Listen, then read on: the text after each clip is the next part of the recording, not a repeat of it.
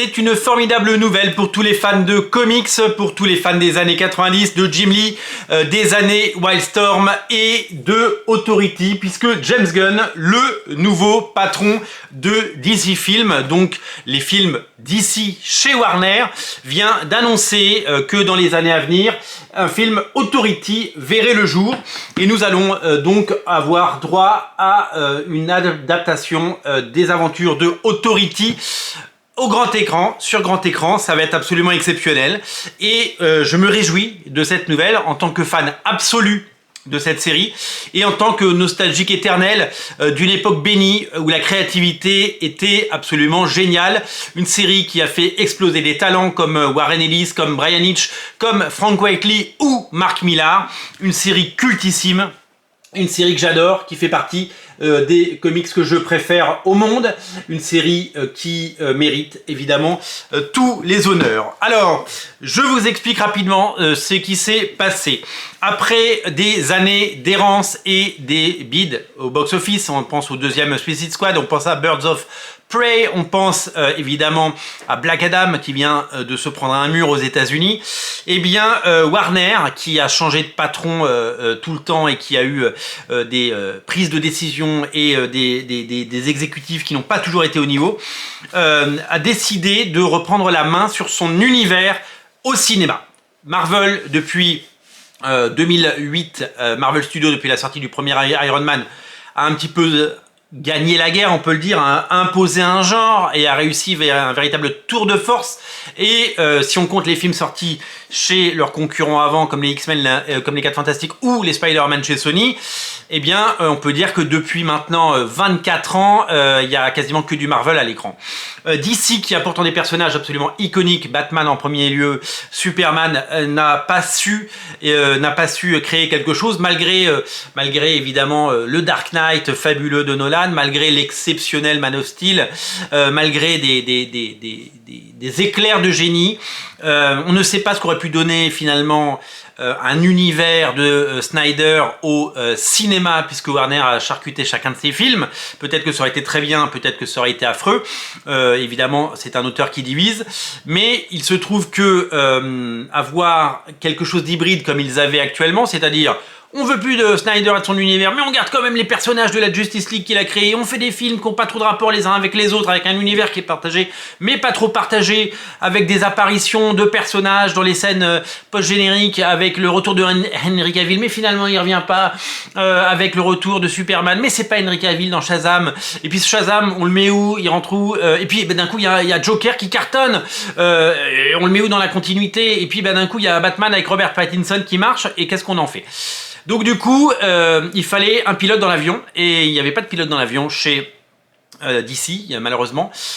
Et donc du coup, ils ont viré un peu tout le monde, et ils ont demandé à James Gunn, notamment, de devenir le Kevin Feige et de travailler sur les personnages. James Gunn, vous le connaissez, il a fait les 3 Gardiens de la Galaxie, le 3e sort cette année, et il a fait aussi le remake suite de Suicide Squad, qui était très très bon, qui m'a beaucoup fait rire, et qui est un excellent film, vraiment, je pèse mes mots.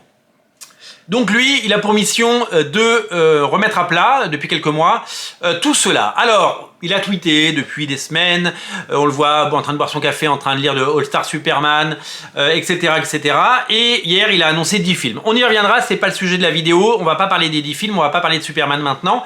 On sait juste qu'il a annoncé que les films qui sortiront cette année seront une sorte de conclusion de l'ancienne époque, parce que vous le savez, il y a quand même Aquaman 2 à sortir et Flash, et que les autres films comme Batgirl ont été mis à la trappe. Il y a Blue Beetle aussi qui doit sortir, celui-là est tourné, mais en gros, fin 2023, page blanche. Nouveau départ, des nouveaux acteurs pour partir sur quelque chose de neuf. Donc il y aura un nouveau Batman, il y aura évidemment un nouveau Superman, il faut des nouveaux, on peut pas sans cesse avoir les mêmes acteurs. Les gens engueulaient quand Ben Affleck est arrivé, les gens engueulaient quand Ben Affleck est parti, les gens engueulaient quand Robert Pattinson est arrivé, ils gueuleront quand Robert Pattinson partira. En gros, ils vont faire cohabiter un univers partagé DC Comics qui va repartir de zéro, et à côté il y aura des Elseworlds avec Joker, Batman de Robert Pattinson. Donc en fait il y aura 2 Batman, donc en fait ils voulaient simplifier, mais ce sera pas trop simplifié, ça risque d'être un petit peu compliqué. Donc dans l'îlot d'annonce qui a été faite hier, il y a des choses hyper mainstream avec du Superman, mais il y a Authority, et qui est le sujet de cette vidéo. Authority est un comics qui a été lancé en 1999 dans le label Wildstorm de Jim Lee, scénarisé par Warren Ellis, qui à l'époque n'était pas encore accusé d'avoir harcelé toutes ses collaboratrices, et dessiné par le fabuleux Brian Hitch, qui n'avait pas encore dessiné les Ultimates, et qui a explosé avec ce titre, puisqu'il avait déjà une longue carrière, notamment chez Marvel UK, et il avait travaillé sur énormément de titres, mais c'est vraiment Stormwatch puis Authority qui ont fait de lui la méga star qu'il est devenu.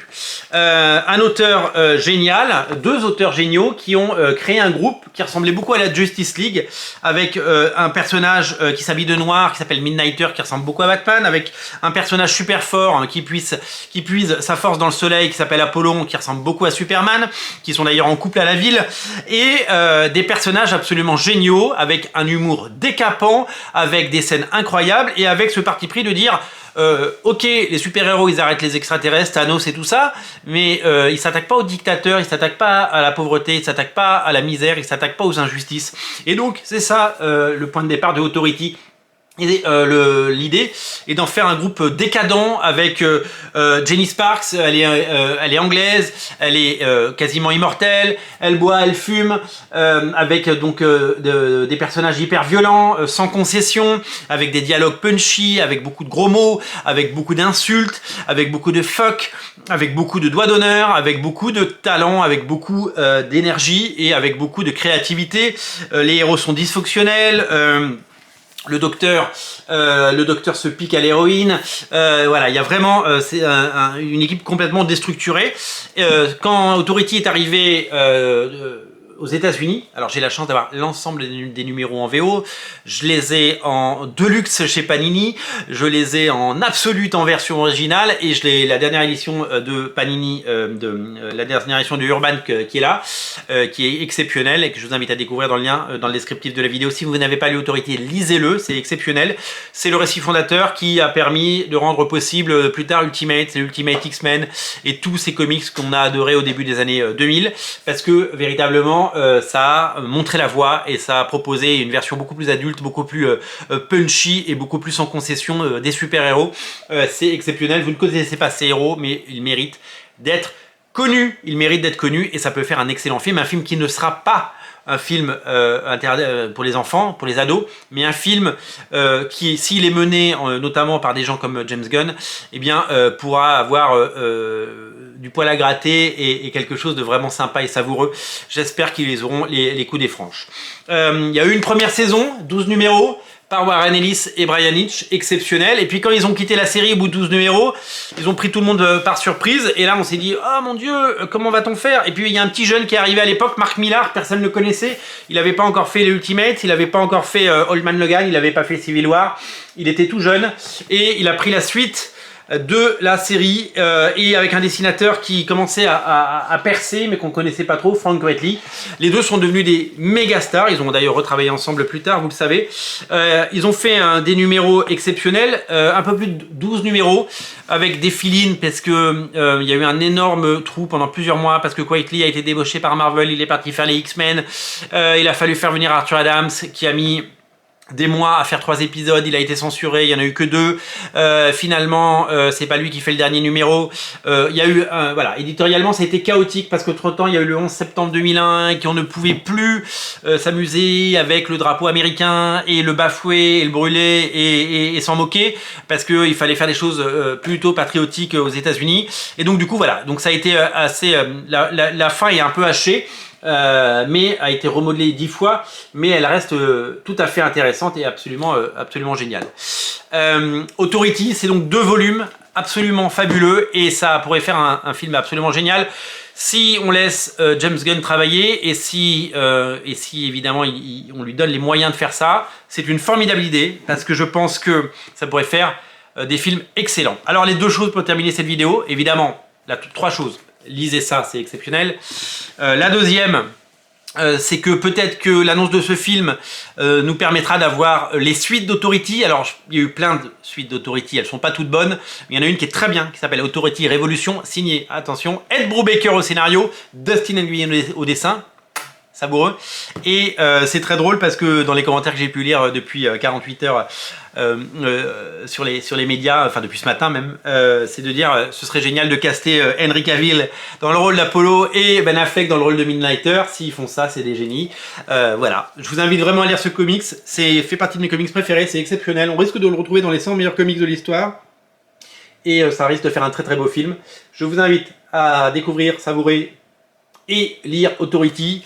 C'est le comics qu'il ne faut absolument pas rater. Le film, ce sera pas avant 2025, mais en attendant, eh bien, vous allez pouvoir vous régaler avec ce film, ce comics, puisque on a la chance de pouvoir le lire. Lisez-le, vous allez vous prendre une énorme claque si c'est pas déjà fait. Ça fait partie de mes comics préférés. C'est plus que recommandé, c'est obligatoire. Salut.